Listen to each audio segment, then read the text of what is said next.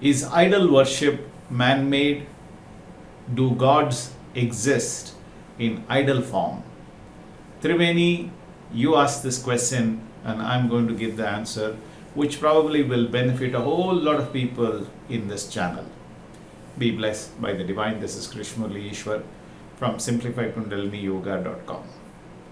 Let's examine idol. Let's take an example of Ganesha Idol, which is perhaps most common in any Indian form, in Indian house. What is that idol? It has the body of a human. It has a head of an elephant. There are stories that were told, there are legends that were told that Parvati and Shiva gave birth to the child, but Parvati had instructed the son not to let anyone inside. But Shiva tried coming back home, but the son stopped her from coming, and therefore he beheaded him, and Parvati got upset with Shiva, and somehow he got hold of an elephant and put that head onto his son's head and brought him back alive. Now, these kind of stories are not believable in the first place, but nevertheless, let's assume that there probably is a reason behind this. What is the reason? What are they trying to communicate with this reason? When you see an idol of a Ganesha, Vinayaka in a temple, what do? You look at that idol and you close your eyes and you visualize the image of the idol in your mind and you try to pray to Vinayaka. Vinayaka, I'm going to start a new project, new initiative, so please bless me with all the success and prosperities.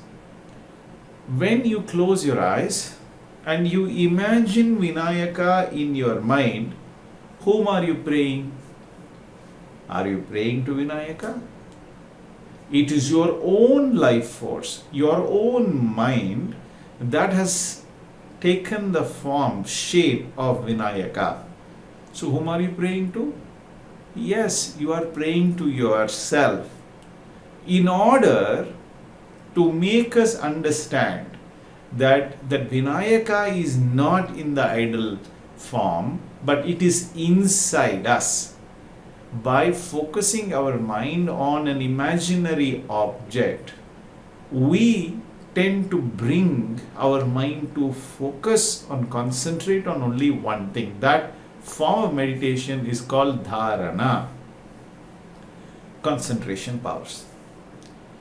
The other significant benefit is when you are focusing on one particular object at a time, you are not engaging your mind over your pressure, taste, smell, light and sound. It's only that imaginary object that you have in your mind that you are concentrating on, and therefore you practice Prathyahara, that is the ability to withdraw, the withdrawal, the voluntary withdrawal of engagement of your mind in your sensual pleasures is practiced when you meditate on a particular object.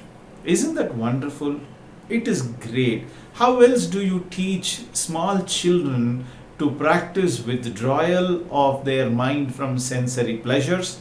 How else do you teach them to improve concentration powers? How else do you teach them God is inside you? So idol worship is indeed a man-made, human-made practice to help children, perhaps help adults who are not yet fully initiated into Jnana Marga, the path of wisdom, to practice their mind in a way that it will give them the basis of faith.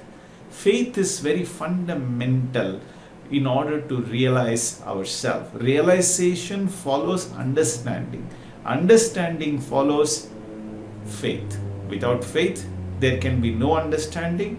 Without understanding, there can be no realization. Therefore, realization is not possible without faith to begin with. Everyone needs a starting point in life. But there is no need for us to continue to remain at the starting point for the rest of our life. Yeah, we went to kindergarten. We did, kindergarten studies. A for apple, B for ball, C for cat, D for dog. Do we keep doing the same thing even when we are 50, 60, 70 years old? We have evolved ourselves from A, B, C, D, A for apple, B for ball, to nursery rhymes. From nursery rhymes we have upgraded ourselves to stories, comics, and from there to classics, from there to serious literature, from there to even poems, poetry, verses, and from there to writing maybe books. Some of us may be authors, some of us may be poets ourselves, some of us will be creating things ourselves. So this is natural progression as a human being. So starting point may have been kindergarten, but we shouldn't end with just kindergarten. We should move away from there.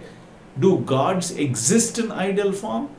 God is existing beneath us. The other end of our mind is almighty consciousness.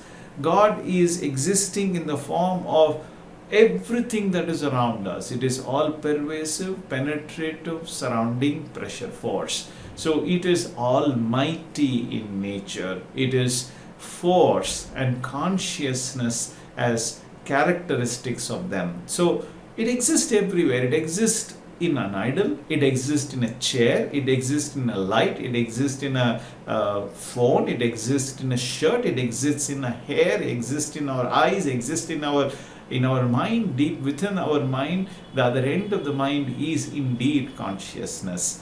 So God exists everywhere. To realize that, these idol worship began for us. But eventually, when the child grows beyond 14 years old, then it is time for us to awaken the Kundalini for the child and help the child to upgrade rather, from Prathyahara Dharana to Dhyana. Dhyana is meditation. The ability to remain focused on your own life force Kundalini Shakti is the true form of meditation called Dhyana. Dhyana will lead to Samadhi, Samadhi, where we become one with the almighty static state, the almighty, all-pervasive superconsciousness state. And that realization is waiting for us.